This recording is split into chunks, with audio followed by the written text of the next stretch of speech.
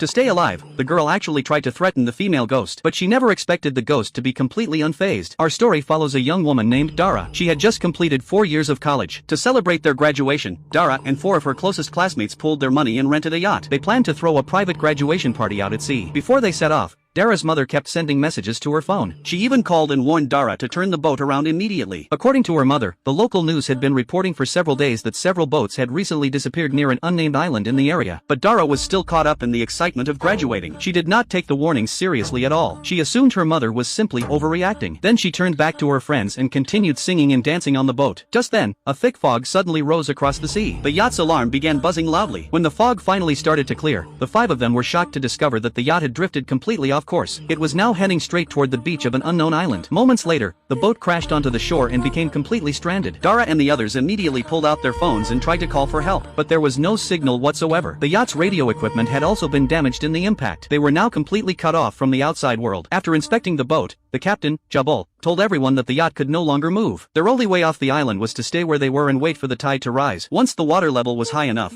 the buoyancy might carry the boat back out to sea. With no other choice, the 5 of them got off the yacht and began searching the beach. It did not take long for them to notice that the shoreline was covered with rusted wreckage from old boats. Judging by the amount of debris, dozens of shipwrecks must have occurred there. Then, in a corner of the beach, Dara discovered a woman's shoe covered in blood. Nearby was another passenger boat, but there was no one on board. As everyone grew increasingly anxious about what they were seeing, the cries of a little girl suddenly echoed from deep inside the dark forest. Mata immediately said they had to go into the woods and rescue her. He was convinced that a child had survived and was now trapped somewhere on the island. Nico and Lottie quickly tried to stop him. Everything about the island felt deeply unsettling. They could not afford to act recklessly, but Mata refused to listen. Dara was worried about him, so she volunteered to enter the forest with him. And just like that, the 5 friends split into 2 groups. Nico and Lottie stayed behind on the beach. Meanwhile, Dara and Mata stepped into the vast, shadowy forest.